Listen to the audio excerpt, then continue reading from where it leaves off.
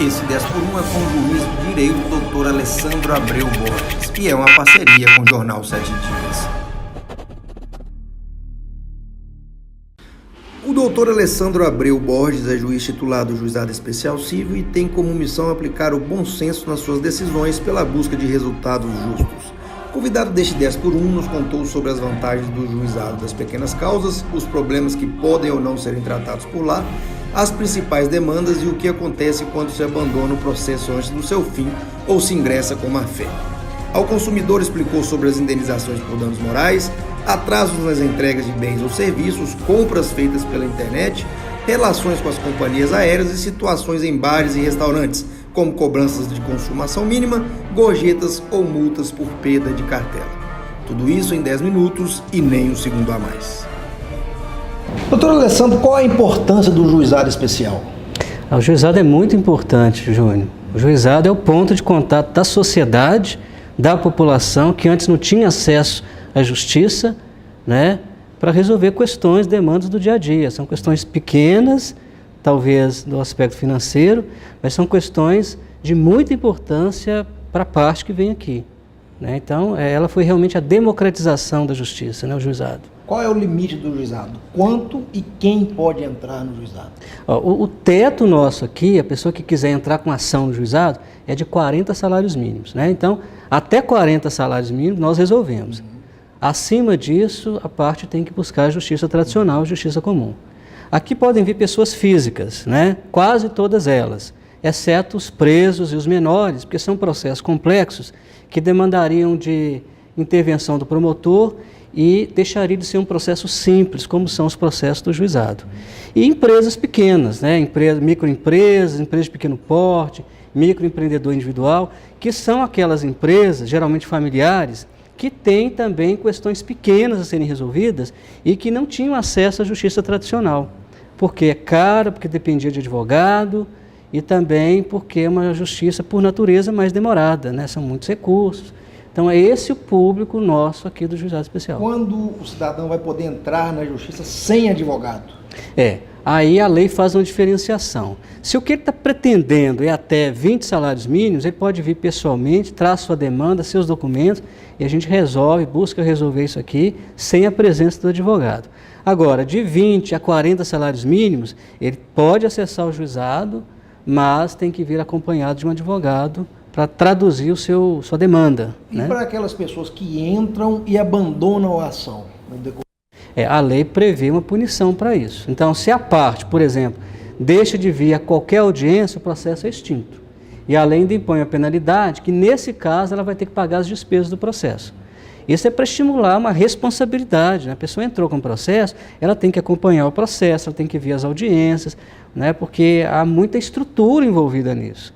Não pode entrar com o processo e deixa para lá e extingue aquele processo, quer dizer, é uma despesa a mais para o Estado. E a questão da má-fé? Aquela pessoa que entra sabendo que não tem direito? Isso aí a lei prevê uma punição. Isso é chamado litigante de má-fé.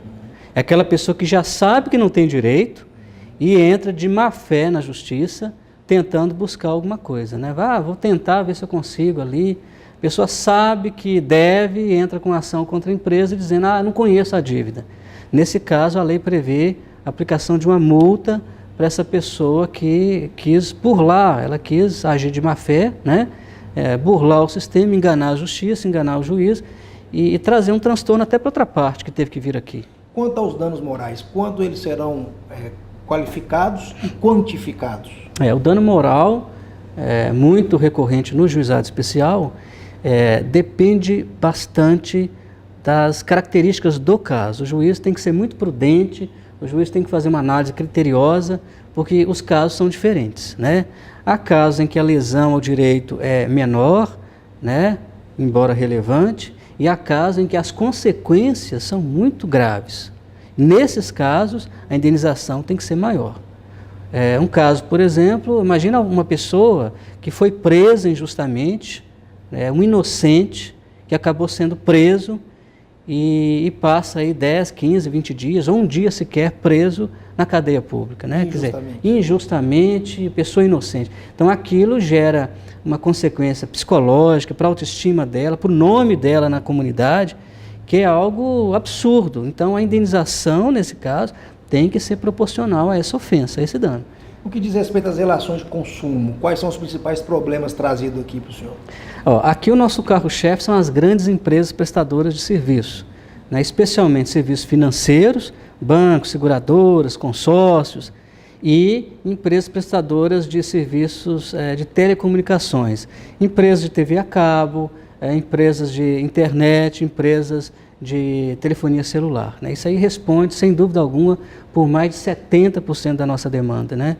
E isso por causa dessa pulverização. São serviços prestados em larga escala, milhões de consumidores, e evidentemente que pode haver desacordo comercial ou uma má prestação no serviço, e isso acaba vindo parar no juizado especial. Quais são os direitos do consumidor no que diz respeito aos atrasos da prestação de serviço ou entrega do produto? O consumidor tem direito de ver o seu contrato cumprido, assim como foi estabelecido. Então, se houve uma combinação entre as partes de que o produto ia ser entregue em 30 dias, ele tem o direito e pode vir ao juizado reclamar disso, se houver um atraso, né, considerável na entrega do produto. Assim também a qualidade do serviço. A pessoa contrata um serviço, né, para ser prestado, por exemplo, muito comum, contrata-se uma empresa de fotografia para fotografar a formatura. A empresa não comparece lá. Aquilo realmente gera um transtorno, um dano, porque havia uma expectativa que aquele serviço fosse prestado e não foi. Isso gera indenização por dano moral e é direito da parte, direito do lesado, vir à justiça e buscar essa indenização. E no caso de compras feitas pela internet, quando a pessoa recebe o produto e não quer? A venda feita pela internet está naquele rol das chamadas vendas feitas fora do estabelecimento comercial.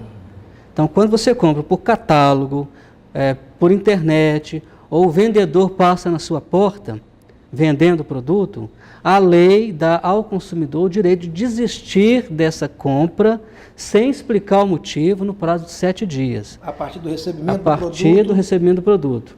Então, ele recebeu o produto, não gostou, o produto não precisa ter defeito. Comprei e não gostei, achei que era de um jeito, não é? É o chamado direito de arrependimento. Me arrependi dessa compra. Então, a lei dá a ele o direito de desfazer o negócio, devolver o produto e receber o dinheiro de volta. Em 7 dias. E quando a pessoa paga uma conta indevida, ela tem algum direito? Olha, pagar aquilo que não deve dá ao consumidor não só o direito de receber o que pagou, mas receber o dobro do que pagou. Né? Isso é muito claro, está previsto no Código de Defesa do Consumidor para as relações de consumo. E se não for uma relação de consumo, né? O que é relação de consumo? É quando tem uma empresa vendendo um produto para o consumidor. Mas isso pode acontecer até numa relação privada, do João com o José. O João pagou uma dívida que já tinha sido paga, por exemplo. Aí ele foi cobrado indevidamente, pagou de novo. Aí o Código Civil dá também o mesmo direito de receber tudo aquilo que pagou indevidamente em dobro. Como ressarcimento. É uma multa, quer dizer, é para punir a má-fé daquele que cobrou indevidamente. A pessoa sabe que recebeu, foi lá e cobrou de novo e o outro pagou. Né? Nós tivemos recentemente aí até uma questão judicial entre as companhias aéreas. Sim. Houve quais mudanças significativas para o consumidor? Olha, infelizmente nessa parte de prestação de serviço relacionada à companhia aérea, a qualidade da prestação ainda é muito ruim. O consumidor ainda é submetido a situações de ofensa ao seu direito, né? E ao invés de facilitar para o consumidor, acabam até piorando a situação, que é o caso, por exemplo, hoje, da cobrança da bagagem. Você viajava, nunca se cobrou bagagem, né, do consumidor. Hoje, se você tiver uma mala acima de 20 quilos, 25 quilos, você tem que pagar por aquela mala, né? Então, isso piorou para o lado do consumidor. Agora, as empresas elas têm que cumprir algumas normas. Por exemplo, elas têm que oferecer hospedagem para o consumidor quando há atraso, cancelamento de voo. Isso nem sempre é cumprido. Elas têm que obedecer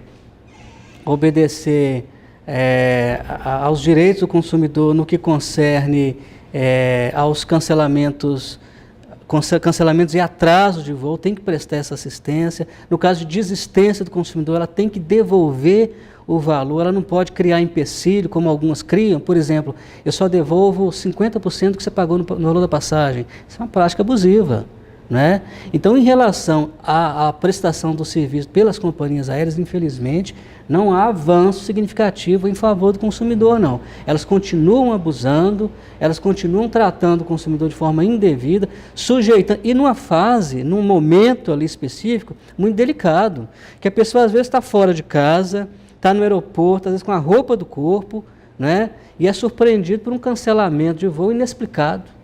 Não está chovendo, não tem problema nenhum, simplesmente cancelou o voo, por uma questão operacional. Aqui é o lugar certo para se tratar desses assuntos. Procurem um juizado especial, porque aqui a demanda vai ser examinada. E isso é frequente.